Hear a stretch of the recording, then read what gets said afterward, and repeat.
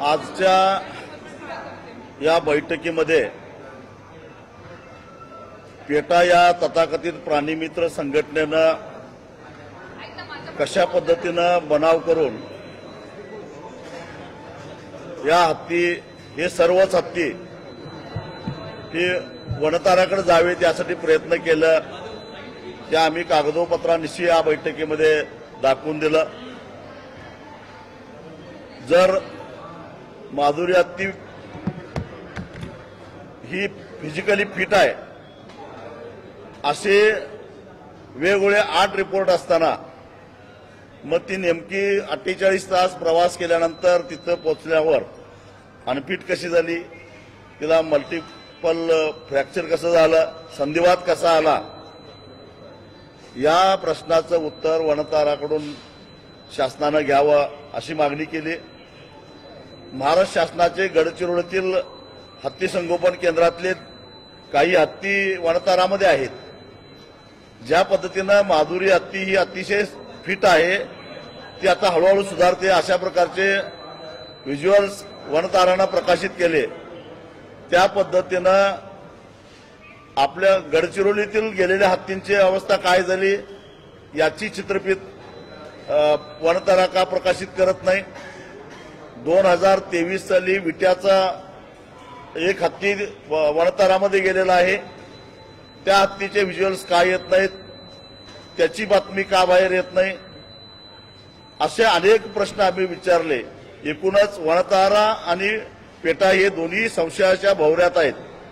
खुद्द उपमुख्यमंत्री अजितदादा पवार यांनी सुद्धा सांगितलं की माझी माहिती अशी आहे की 3 ते 4 हत्ती वनतारामध्ये गेलेले आहेत पण ते आज हयात नाहीत। मग याचं कधीतरी याची माहिती घ्यावी लागेल।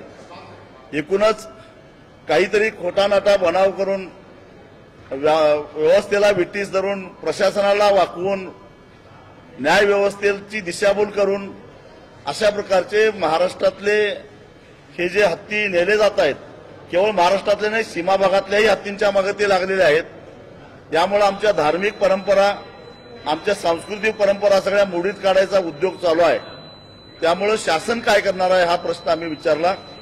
त्यावेळी मुख्यमंत्र्यांनी सांगितलं की या माधुरी हत्तीच्या निमित्तानं पुन्हा एकदा सुप्रीम कोर्टामध्ये रिव्ह्यू पिटिशन मठाच्या माध्यमातून करण्यात यावं आणि महाराष्ट्र सरकार त्याला इंटरव्हेन्शन त्याच्यामध्ये पार्टीवेल इंटरव्हेन्शन पिटिशन दाखल करेल आणि ही सर्वसामान्य जनतेची जी काही जनभावना आहे ती महाराष्ट्र शासनाच्या माध्यमातून सुद्धा आम्ही मांडू आणि कदाचित हे जे पाळीव हत्ती आहेत, कॅप्टिव्ह हत्ती आहेत, त्यांच्यासाठी उपचाराची त्यांना संवर्धनाची जबाबदारी राज्य सरकार घेईल।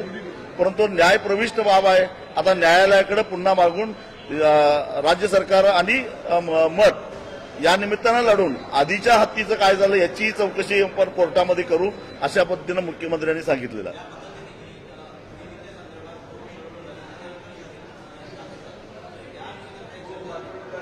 दुर्दैवानं जनता रस्त्यावर आल्यावर मग शासन जागं झालेलं आहे।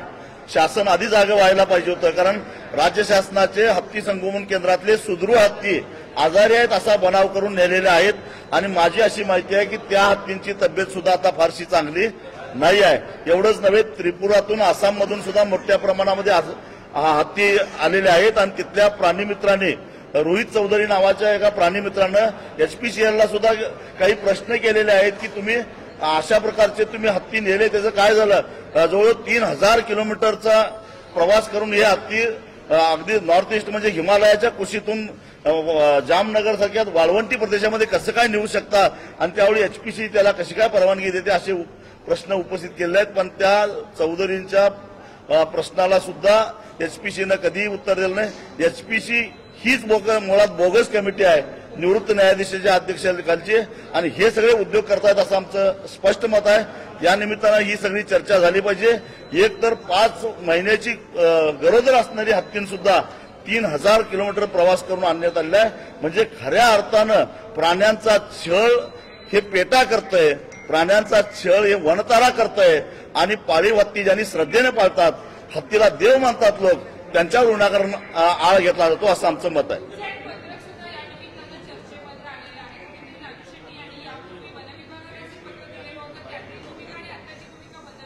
यावरनच आमची भूमिका किती प्रामाणिक आहे हे दिसून येते, लक्षात ठेवा.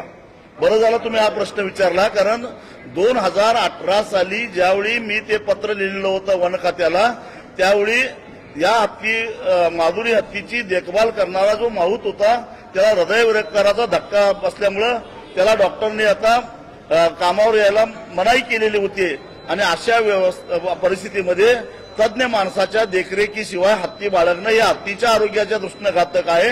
आणि हा हत्ती गर्दीमध्ये असतो, लोकांच्या आरोग्याचा सुरक्षतेचा प्रश्न आहे. आणि म्हणून आम्ही पत्र वन खात्याला असं लिहिलेलं होतं की आम्हाला दुसरा माऊत मिळेपर्यंत तात्पुरत्या स्वरूपामध्ये गडचिरोलीमध्ये आमचा हत्ती ठेवा, आमच्या खर्चानं तिथं हत्ती सोडतो आणि आम्हाला माऊत मिळाल्यानंतर आमच्या खर्चानं घेऊन जातो, असं ते पत्र होतं.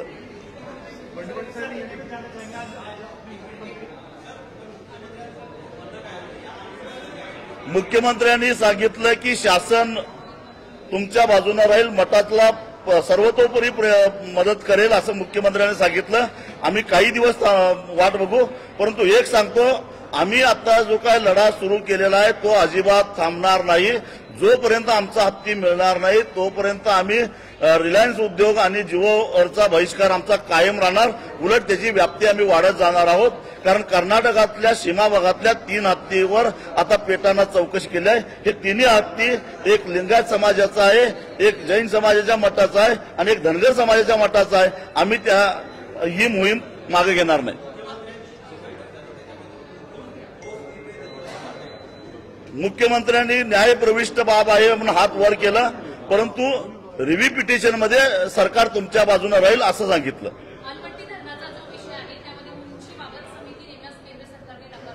आलमट्टीचे धरण बांधून झालेलं आहे, फक्त पाणी साठवायला उंची वाढवायला परवानगीचा मुद्दा आहे, पण बर्गे लावायला. परंतु आमचं असं म्हणणं आहे की केंद्र सरकार बोटचेपी भूमिका घेत आहे.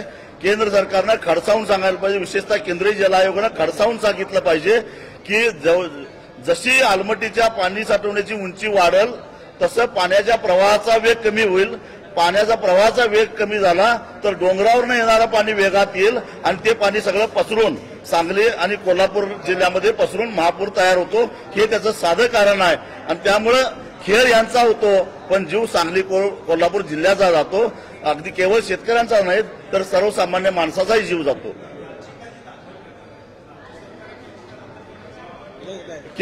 मठ नांदणी मठ जी याचिका दाखल करणार आहे, पुनर्विचार याचिका दाखल करणार आहे, त्याच्यामध्ये राज्य सरकार सहभागी घेणार आहे.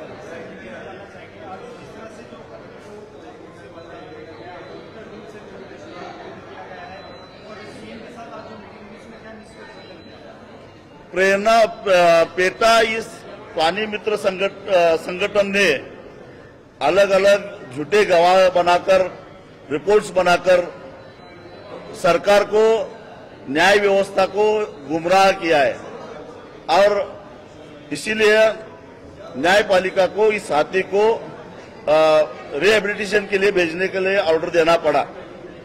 शक इस बात की है कि हमारे सरकार के अनेक रिहेबिलिटेशन सेंटर है, गढ़चिरौली में है, कर्नाटक सरकार के है, केरल के है, लेकिन बार बार एचपीसी और पेटा मांग करते रहे कि इसको इस सभी हाथी को वनतारा में भेजना चाहिए। यही शक का हमारा सबका सबसे बड़ा शक है, क्योंकि ये सब गवाह प्लांट कर रहे हैं और हाथी को चुरा रहे हैं। हमारी जो धार्मिक परंपरा है, हमारी जो संस्कृति है वो तोड़ने की कोशिश कर रहे हैं, लेकिन हम चुप बैठेंगे नहीं। इनका सारा खोखलापन हम साबित करेंगे। हम कुछ दिन तक रुकेंगे, लेकिन आज हमारा जो बॉयकॉट रिलायंस ये जो मुहिम है वो हम अभी सिर्फ महाराष्ट्र में, हम कर्नाटक में जाएंगे, मध्य प्रदेश में जाएंगे, राजस्थान में जाएंगे, पूरे देश में हम ये हमारा जो मूवमेंट है ये फैलाएंगे। सीएम ने कहा कि सुप्रीम कोर्ट का निर्णय है, अब रिव्यू पिटीशन करना पड़ेगा और रिव्यू पिटीशन करने के बाद राज्य सरकार भी अपनी पूरी टीम के साथ इस रिव्यू पिटीशन में साथ देगी। आजच्या बैठकीमध्ये बेसिकली जे निर्णय शासनाने घेतलाय तो मान्य आहे का, तो दिलासा देणार आहे का? नाही, आता तांत्रिक मुद्दा सुप्रीम कोर्टामध्ये आणि सुप्रीम कोर्टाच्या ऑर्डरमध्ये काही स्पष्टपणे निर्देश दिले असल्यामुळं सुप्रीम कोर्टात जाण्याशिवाय पर्याय नाही.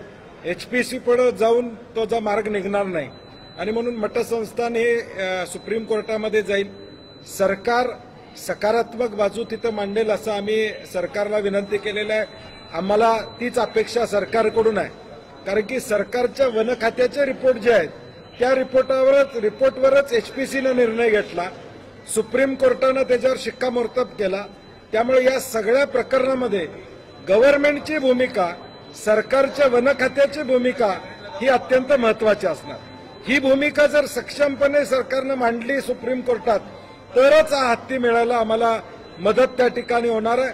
आणि म्हणून बॉल आता सुप्रीम कोर्टामध्ये गेल्यानंतर सरकार कशा पद्धतीनं भूमिका मांडते, आज तरी सकारात्मक भूमिका सरकारने घेतलेली आहे.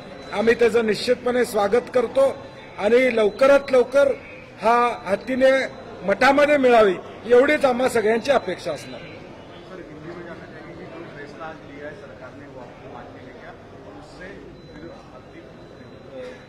बाद में यहाँ पे कोल्हापुर में आएगा?